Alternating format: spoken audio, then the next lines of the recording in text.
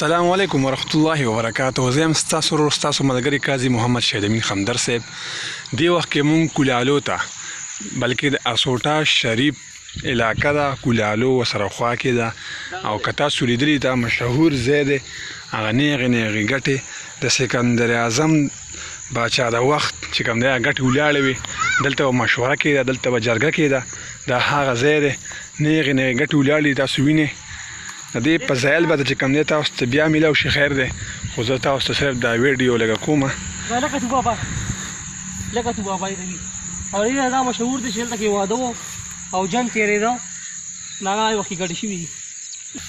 چې کومې ګټې ولاړې دي که نه، دې ګټې سره خوا کې یو وړه د کرسۍ په شانتې ګټه ده، په یې باندې مشران کېناستل، جرګه به یې کوله، دلته به فیصلې کېدې لکه د عدالت په شانتې. دا هغه ځای دی، تاسو لیدی شئ. او ډېر خلک وایي یاره دا واده و جنګ تېرېده چې دا سړي ګټې شوي. نه، دا دروغ دي. ښه، دا هسې خبره ده. دلته به جرګه کې دا مشران چې کوم دی په اوږو د هغه غونډو نه راوړي دي، مخامخ چې کومې غونډې تاسو ته ښکاري، دا غونډو نه مې راوړي، دلته به یې ودرولې. دا چې څومره بار ښکاري که نه، د دې په دویمه حصه چې کوم دی لاندې چې کوم دی په ځمکه کې ښه خیري. ښه، او د دې ما په ځایل چې کوم دی د خپل والد صاحب نه اورېدلی دی. تاسو لیدی شئ دا ګټې، دا نور هم دي خو هغه ځمکه کې ښخې شوي دي. ښه،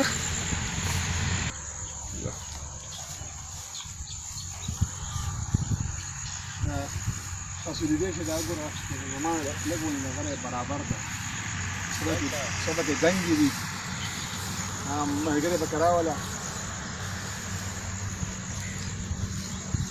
ماشاءالله. لکه دلته به ډېر زبردست او بلکې لوی مشران پکې تېر شوي، سرداران چې کوم مشران دلته ناست پاس وو، لکه هغه وخت سړی یاد شي که نه، لکه دا چې کوم دا سلطان مشران دي، هغې ته به د دې پته وي، هغې ته به ډېر معلومات وي، فضایل به ورته معلوم وي. دا جي دا ثوابیه کې دی که نه ځای؟ دا ثوابیه کې ده، ډېر مزېدار ځای دی.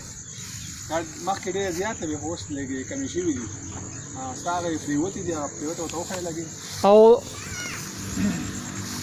ستا ټوپۍ ته به خلک ګوري.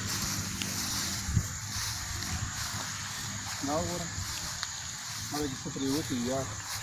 او دا د حکومت چا پیدا کړی دی؟ دا جنګلات چا پیدا کړی ده.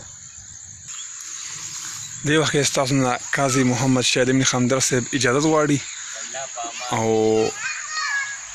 تاسو که د دې باره کې څه نور معلومات کول غواړئ نو په کمنټس کې چې کوم دی تاسو تپوس کولی شئ. او زما دا یوټیوب چینل چې کوم دی ضرور سبسکرایب کړئ او لایک نشان وښیئ. صحیح ده، لایک به کړئ، صحیح ده.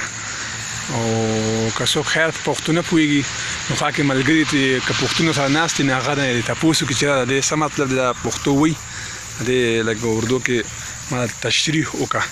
نو والسلام فی امان الله. یہ جو ہے ثوابی میں اسوٹا شریف میں ایک پرانا جگہ ہے، بہت پرانا. تاسو ته به زموږ یو ورور خوږ ملګري چې کوم دی ظهور خان لږ د دې په باره کې لږ یو څو کړی شاعري وکړي او که نوې تازه جوړې کړي تاسو ته ووایي.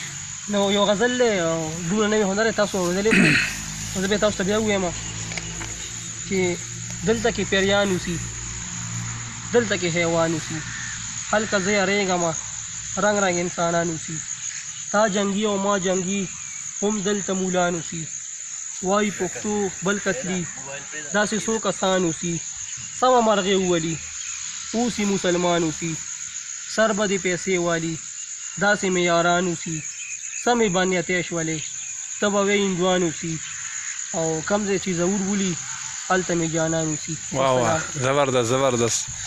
نرې نرې باران وریږي، شاید امین خپل یار پسې جړېږي، په وفا وفا مې درته زړه ملنګ کړو، بې وفا جانانه ته به کله وفا کړې. روکه عاشقي شه همې نوم همې نشان، وي زه یې داسې خوار کړم لکه خاک د بیابان. والسلام فی امان الله. د الله په امان.